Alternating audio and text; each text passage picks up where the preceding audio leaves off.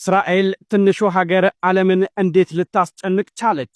እንዴትስ እቺ ሚጢጢ ሀገር ዓለም ላይ ሀያል ልትሆን ቻለች? 9 ሚሊዮን ህዝብ ይዛ 90 ሚሊዮን ህዝብ ከያዘችው ኢራን ጋር እንዴት ትከሻ ለትከሻ ልትገዳደር ቻለች?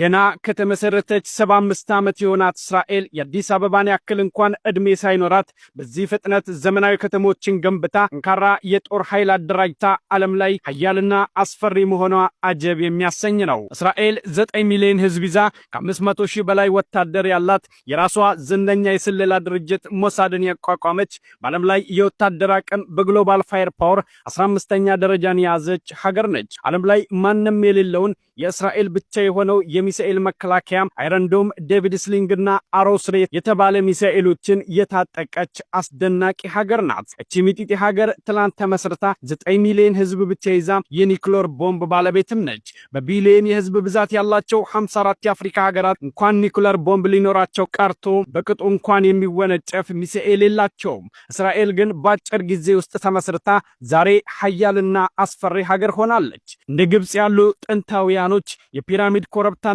የጣዖት ጋጋታ አለን የሚሉት ሀገራቶች እንኳን አሁን ከተመሰረተችው እስራኤል እኩል አልተደራጁም። እስራኤላውያኖች የሚታወቁት በፈጠራ ቴክኖሎጂና ዓለምን ከሚመሩት ሀገራት አንዷ መሆናቸው ነው። ከ140 በላይ ምጡቅ ሳይንቲስቶች አሏቸው። ህዝቦቿ እጅግ የተማሩና የበሰሉ ናቸው። የሀገሪቷ ጂዲፒ 521.7 ቢሊዮን ዶላር ሲሆን በብዙ መከራና በማያባራ ጦርነት ተከባ ጠላቶቿ እንደ አሸዋ በስተው እንኳን ዛሬም ያያት ሁሉ ይፈራታል። ኧረ እንዴትስ እችን የምታክል ሀገር ዓለምን አሰጋች የሚለው የእስራኤልን ሀያልነት የሚያሳይ ነው። የመካከለኛው ምስራቋ ትንሿ ሴት አንበሳ እስራኤል።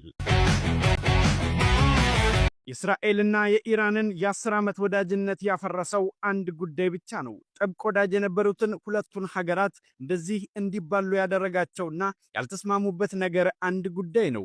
ጉዳዩ ምንድነው? ለመጠፋፋት ያበቃቸው ሚስጥሩስ ምንድነው የሚለውን እናውጋቸው። ኢራንና እስራኤል ለ10 ዓመታት ያክል ጥብቅ ሚስጥራዊ ወዳጅ ነበሩ።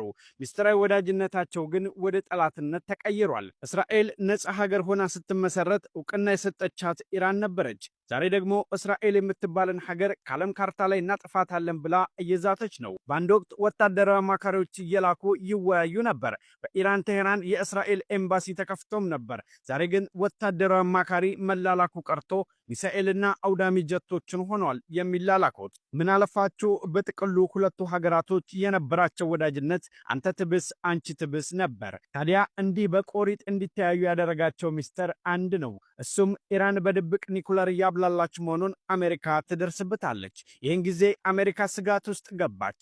ኢራን ሚሳኤል የምትሰራው ለምኗ ነው? ማንን ልታጠፋ አስባ ነው? በሚል ጭንቅ ጥበባላቸው። አሜሪካ ኢራንን አሁኑኑ ኒኩለር መስራትሽን አቆሚ ብላ ደጋግማ ጠየቀች። ኢራን ግን በፈጣጣው በፍጹም ኒኩለር የለኝም እየሰራሁም አይደለም ብላ ዋሸች።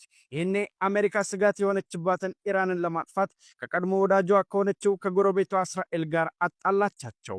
ኢራን ኒኩለር የምትሰራው አንቺን ልታጠፋ ነውና ሳትቀደሚ ቀደሚያት፣ እኔ የሚያስፈልግሽን መሳሪያም ሆነ ገንዘብ እሰጥሻለሁ በማለት እስራኤልን ቹ አለቻት።